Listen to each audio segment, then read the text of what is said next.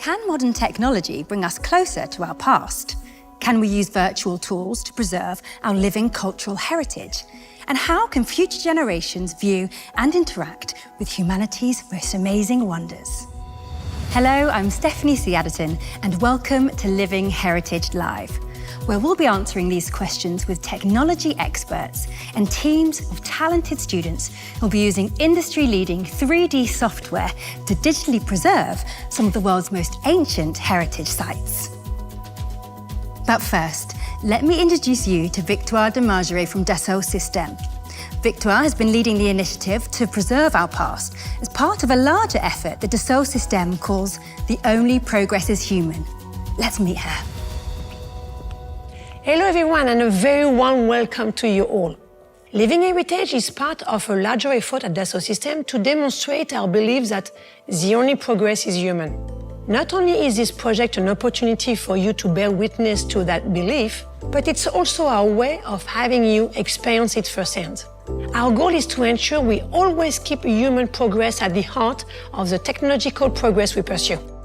And so, we committed ourselves to a series of acts that aim to overcome some of the most important challenges humanity is experiencing right now at this very moment. Our first act was about the power of emotion. Leveraging music and visual art with virtual technology, we created a one-of-a-kind experience for our viewers. Our second act will focus on water consumption and sustainability. Our ambition was simple. We wanted to support the reduction of the water footprint of industry players working with us. We did this by helping them to improve water management for their products and services. But sustainability is not just about preserving our planet for future generations. It's also about preserving our culture, our history, and who we are so that the richness of experience of our past can help us to learn and build a better future. That's why we chose the project Living Heritage for this new chapter of The Only Progress is Human campaign. And this time, it's the generations of the future that show us the way. Students from all around the world worked to help create scientifically accurate 3D simulated time capsule of some of humanity's most precious ancient monuments. Personally, I was amazed by what they achieved by creating virtual twins of the Colosseum, Pompeii, Porta Nigra, Karnak Sun Temple, the Hanging Gardens of Babylon, and the Sherry Castle. I truly felt as if I was personally transported to this site myself. Amazing. These timeless records are some of our greatest achievements will never age, never be lost to war or natural disaster, and more importantly, never be lost to future generations. I'm delighted to experience this project, and today, we will meet two of the teams who managed to achieve these amazing results. Let's look at what they've done.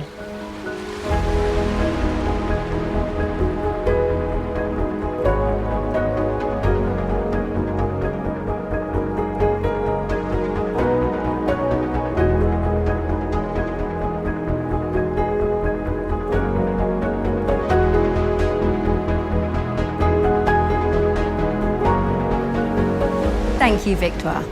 And now, let's take a look at two of the 6 projects our talented students have been working on, the Porta Nigra and the Karnak Sun Temple.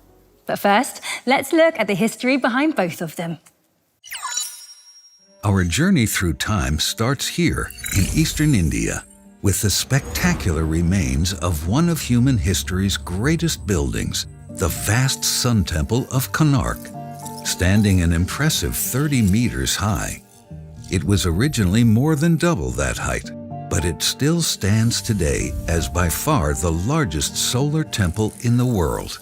Not just a temple though, these stones are also the 24-wheeled stone chariot of the great Indian sun god Surya, who uses it to journey across the sky each day, pulled by his 7 massive stone horses.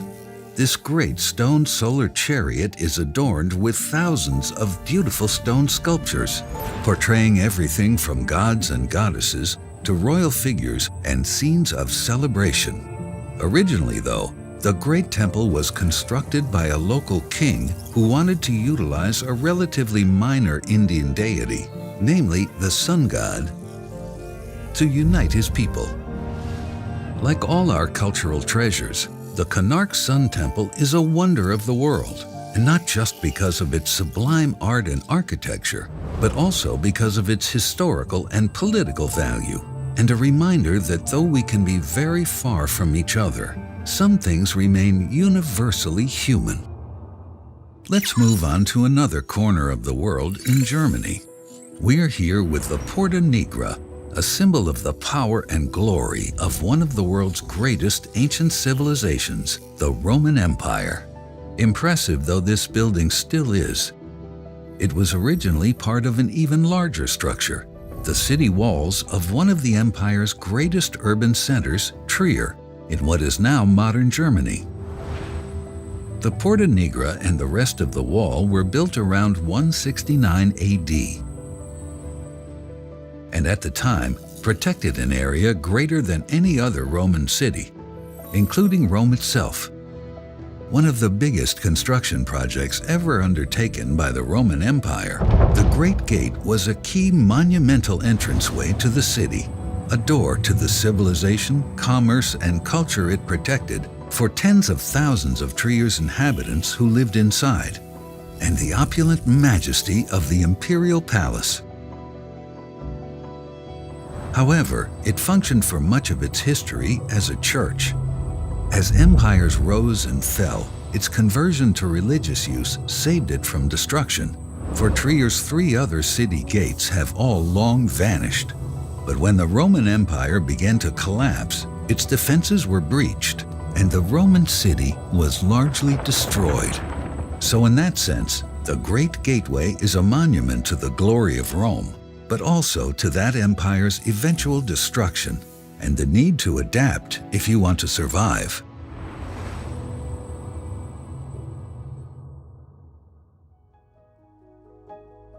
Hello and welcome back. I'm Stephanie Siaderton and I'm here with Dassault Systèmes, a world leader in 3D design and simulation.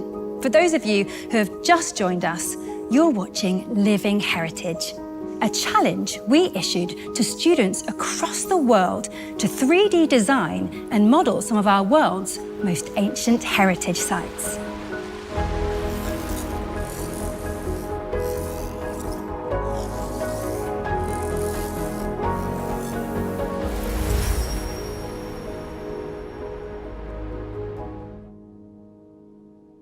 Today, we're here with Finn from Drea University of Applied Science and Dibya Jyoti from Centurion University of Technology and Management, who 3D modelled the Porta Nigra in Germany and the Konark Sun Temple in India. We also have Valerie from Dassault Systèmes with us. Valerie will be answering all the questions on how the students worked to bring this project together. Welcome, everybody. Hi. Hello. Hello. So Valerie, let's kick off with you. You led the 3D Experience EDU program, the Dassault Systèmes branch that focuses on education and preparing the world for upskilling and the future. How do you feel seeing the team's work? Well, obviously, I am amazed by the work they have done, and I am also very moved. With 3D Experience EDU, we empower about 7 million students every year on Dassault Systèmes solution. And we have the opportunity to discover many projects throughout the years with different challenges. With Living Heritage projects, definitely we have discovered some masterpieces. For me, they are masterpieces because they highlight some iconic monuments that we are now all able to experience wherever we are in the world, thanks to the power of virtual twin technology. And to me, they are also masterpieces because they demonstrate the strong skills that the students have developed throughout this project. Can you tell us where the inspiration to challenge the students on this topic came from? Living Heritage is part of our campaign, The Only Progress is Human. The purpose of Living Heritage Act is for people to better understand their past, to be able to create a better future. And for us, it was obvious that it was up to the younger generation, to students, because they will be the one creating the future right now. So we've just explored the 2 monuments that both teams worked on. Tell us, what drove you to work on the Porta Nigra and on the Konark Sun Temple? So the Porta Nigra is the landmark of our city. The Trier is also the oldest city of Germany, so for us it was clear that we will choose the Porta Nigra. Wow, okay. And for you? As you know, my nation, India, is famous for its rich art and culture, and when it comes to showcase our art and culture, Konark makes a great statement in it. Its architecture, like the Kalinga style architecture, is also a great thing in India, so we supposed to choose that. Fantastic. What was it like to have the opportunity to visit and experience the Sun Temple? Yes, we had the opportunity in past and we visited the site. It was curious for us to visit there, and also we collected the data from there, witnessed the glory of the marvelous structure, and also we collected the architectural designs, photographs, and all those things to make a great or to match its intricacy level in 3D models. So we also collected all those data and also had lots of fun. What did it feel like not having a clear answer to why the temple suffered such destruction?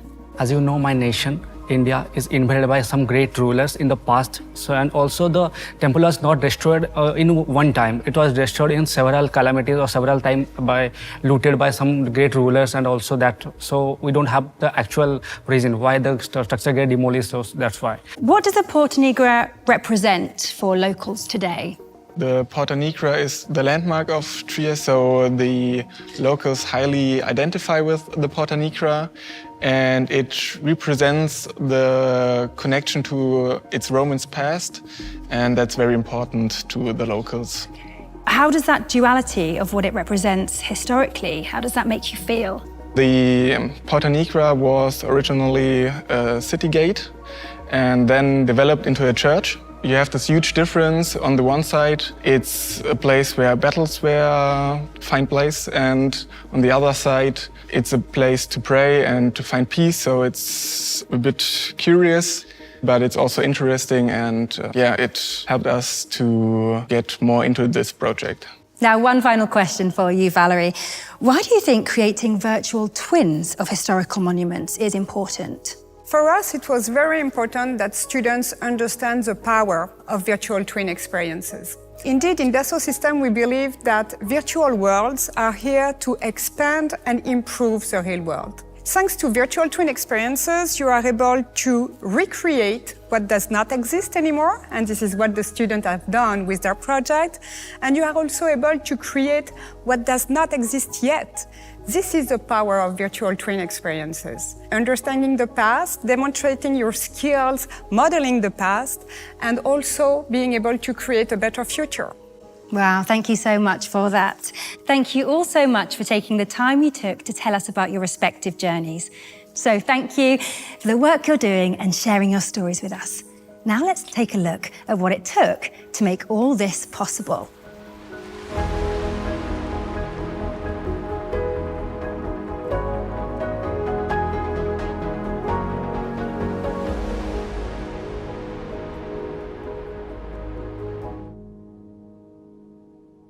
I have been working for Dassault Systèmes for more than 15 years now, and it's one of the first time I see a project like this. This project was very ambitious and it took a lot of time for us, but we would surely do it again today. It was such a big chance.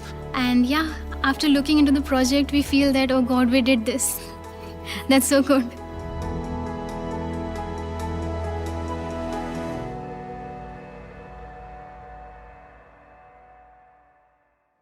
I am Charles Bonacieux. I am working at Dassault Systèmes for the 3D Experience EDU department, which is the education department of the company. Our role for this program was first to find students to participate to this program. Since the beginning of this project, students were very involved in what they did. You have to understand that in addition to their daily work at school, they work on the evening, during the weekend, to get those projects done on time. We visited the temple in the month of August, visualize it and have a more clear picture about it while constructing the project. Then we gathered all the information, like the data and the blueprints of the temple. The research phase consists of just collecting pictures and sketches from the building so that we can go very detailed, as well as some paintings, because some of the buildings it's really hard to get some pictures of it because they are so old, so that we can get an idea of how they maybe could look like. As far as the collaboration is concerned, the 3D Experience platform is a collaborative tool by nature. They use the tool as any company in the world who is using the 3D Experience platform. They use online communities to share ideas. They use 3D Drive to share their data. And they also created some dashboard to, let's say, enrich their presentation. The most important phase was calculating the dimensions, because that took us a lot of time and it was really hectic. Because in order to give justice to the project, we need to construct it with needlepoint precision. So we used the blueprints and we used the scale ratio method to get the accurate dimension. Then we started with the construction process. So we were here to provide some help, to answer some questions, to give them some tips and tricks on how the 3D Experience platform is working, but they basically manage that on their own. The tools that helped us most was we use the Boolean operations, that assembly, add, remove, by creating bodies and removing bodies. The whole Konark temple was made using the Boolean operations. And the tools that helped us most was the mirror tool, then the symmetry tool, the affinity, the scaling, etc. The part designer for just the 3D modeling, the assembly design to put everything together, the creative experience for the VR experience. The most challenging aspect for us was just to get not lost too much in detail, because like you can imagine that the most detail you get for a model, that the most expressive it will be for you when you just look at it, but it's also very time consuming. So you just keep a good distance from too much details and less details. I remember one day we had a call from our Japanese team. They wanted to replicate a specific shape of the Shoreijo castle roof. It's very complex to replicate, and we didn't know exactly how to do that. So we put them in contact with our local expert based in Japan to get it done. We acquired a lot of skills. First is teamwork, of course. My biggest learning, speaking for myself, was the VR experience, because I never did it at all. It was such a huge learning curve for us. We just started from the beginning, and this was the most important thing, speaking for myself. But the level of quality of the project and the passion the students made creating those projects make this program so unique. We never thought that our project will come out so good, so great. It was such a big chance to get involved. It just went beyond our expectations.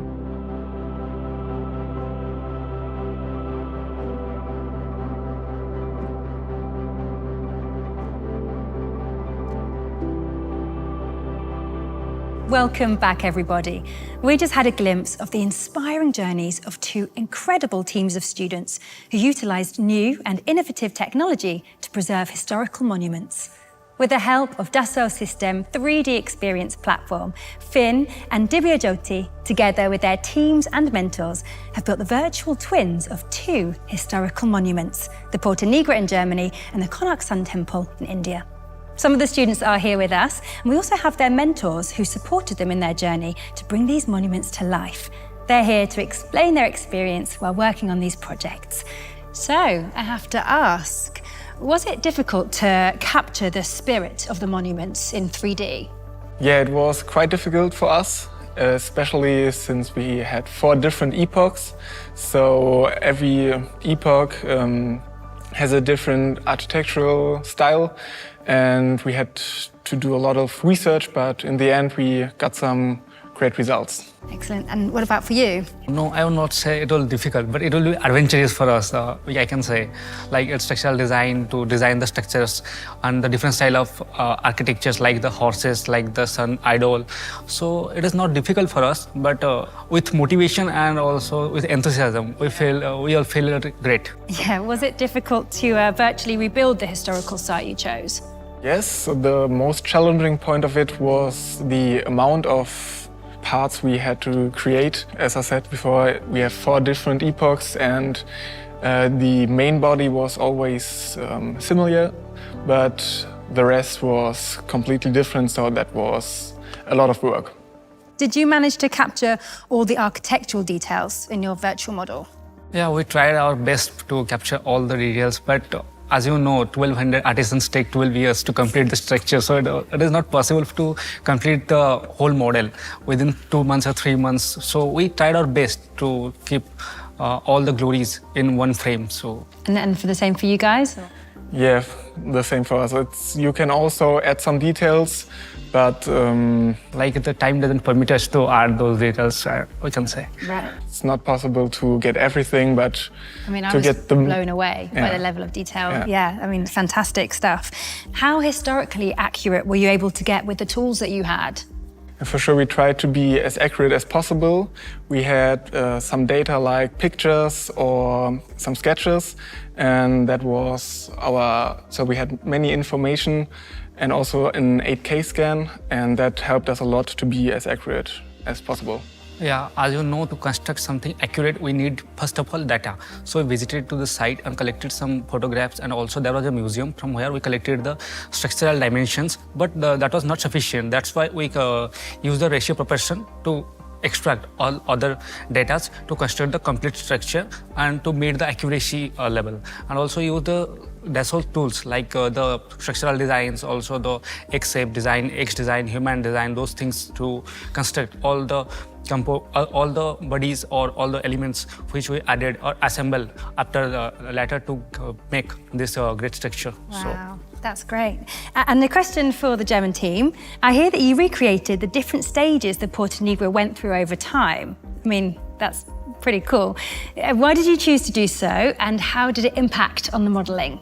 So we choose to do it because of the history of the Porta Nigra. It had different tests and different conditions. It was a church, then it was a city gate.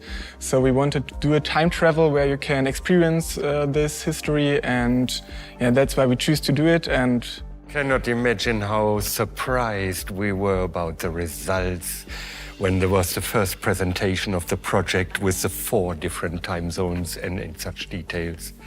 This was really incredible. An experience. Wow. Did the students choose which 3D experience tool to use on their own? Did you help them pick the right ones? Well, there was no need to help them to pick the right ones, because in the architecture, engineering and constructions industry, we are working with industry solution experience, which is a combination of applications for a specific use case, and that fits to all of the needs of the students to design that beautiful monument. Well, students were already knowing a bit of the CATIA part design, assembly design and structural design stuff. It's just they were facing some challenges when they were doing the live rendering models of it. And I think we have, as a mentors, we have showed them the right tools to work on their rendering models. And with 3D Excite app, they have created a wonderful outcome out of it. Great. Can you tell us a bit more on how you supported the students in their pursuit of recreating those beautiful monuments in 3D? When I introduced the project to Hochschule Trier, I knew it is a nice challenge for Trier because they are doing 20 years of education with CATIA and 3D experience. And I knew they wanted to have no support. They wanted to find out themselves how to work on that project. And you can see on the output. You just let them do It turned their out thing. Wow. very, very good. Yeah, so when I first got to know about that, when I'll be working with Team India on this project, Konark Sun Temple, I was so intrigued that this particular temple is one of the most important temples that will gonna stand out the most if we can see the whole virtual reality experience in real life. And I think they were already doing great. They were already using the solutions, and we, as Stephen has said, we just shown the right path to them, and they have done a great work. They want to figure out themselves, right, how it works. Exactly. And that's the spirit. Yeah. What advantages did the 3D experience bring to the table? Well, first of all, it was all on cloud, so all of the students could collaborate from wherever they are, and all applications were on one dashboard. And we have some special solutions for building an architecture, infrastructure and territory, which is a combination of applications which are all working together. That's why it was really, really nice to see the results in the end, and that was not much guidance needed. Wow. Yeah, so I would like to add 2 more points to Stephen. So there was one application named as image to shape. So the name suggests whenever if you have an image to an architecture model, you can inscribe that image and you can create a wonderful shape out of it. As Stephen has said that cities, construction and territory solution, you can actually relive that particular area by creating those ancient models. So I think students have done a great work in that. How great. That's amazing, guys. Thank you all so much for taking the time you took to tell us about your respective journeys. We hope that this challenge was as enriching for you as it was for us. And for those of you watching, don't go anywhere. Our next guest has been working for years to preserve some of our world's most iconic cultural sites. We are here, standing between our past heritage and the future we never stop building. We have a duty to preserve and keep a trace of this past, perpetuate it, and pass it on to other generations. But nothing is here to remain for eternity. We cannot assume that these lost wonders will be standing in the future, no matter what happens. How can we preserve our heritage? Society is meant to move on. Whereas those monuments were meant to remain. Technology can help us. We can help people experience monuments they would have never had the opportunity to see, feel, and experience otherwise. We can preserve our past and keep moving forward. This is how heritage will still be part of the future we are building.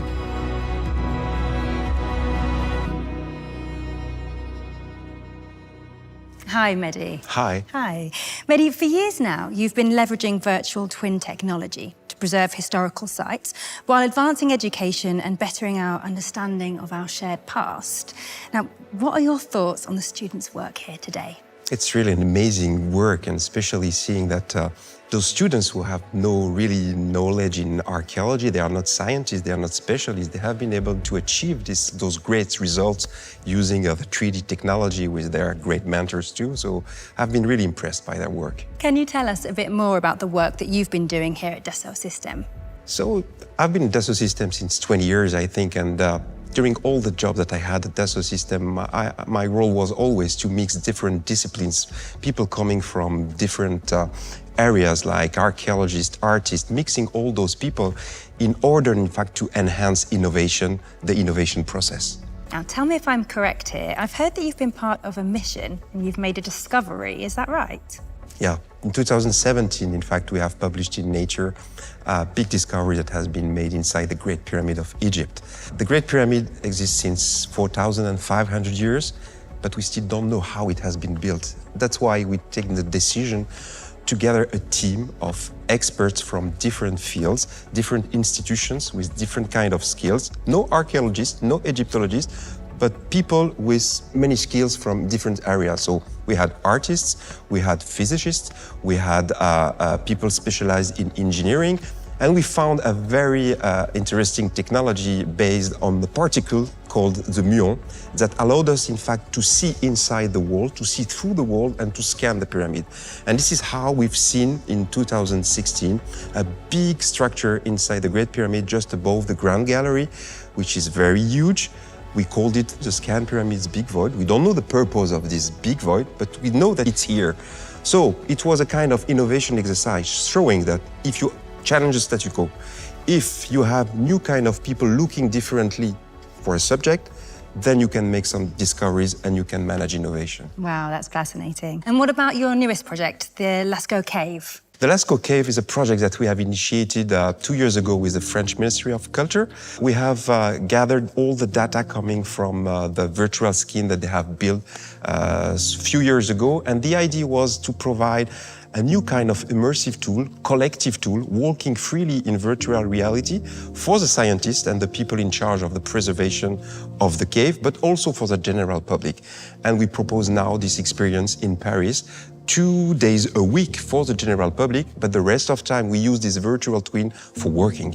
What do you think is the biggest value a technology like VR brings to the public when it comes to understanding historical events? So VR is a great tool, in fact, to have a real 3D experience, because we are always talking about 3D, but the paradox of 3D is a lot of people are still consuming this media with 2D screens. So putting people inside the screen change completely the perspective we have on the data. So it helps the general public, it helps the student to understand better the path, but it also helps, and it is the most important part of those projects, it helps the scientists to understand. If I take the example of the Lascaux cave, the most important part of the project was to have the whole preservation team and scientist team working on Lascaux, getting inside the monument they are in charge of. And it was the first time we had the 10 people at the same time in Lascaux, because Lascaux is closed and we are allowed only to go inside 200 hours per year, and 2 people maximum. So it's a way for scientists to see the monument they are working on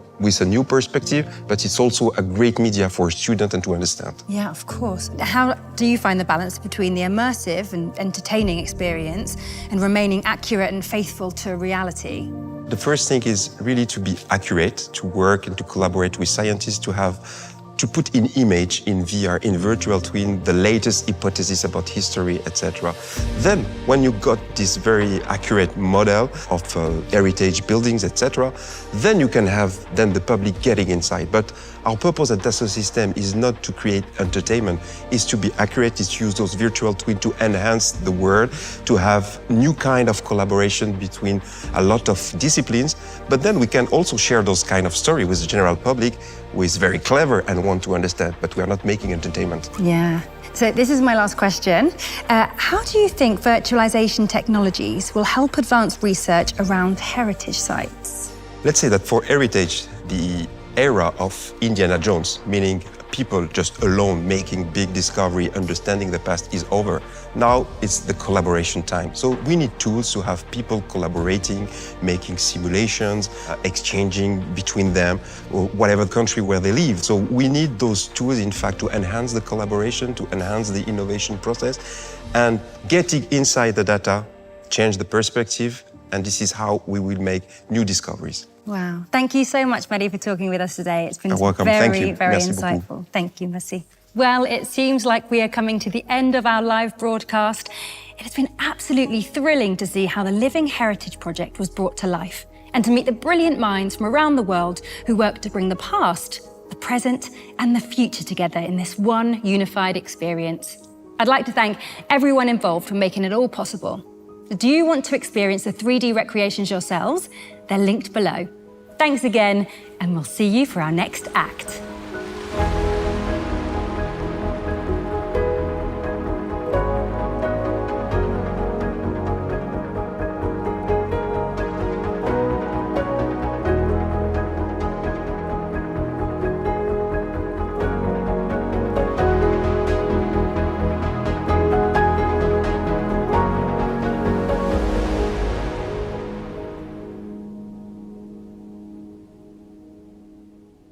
The only progress is human.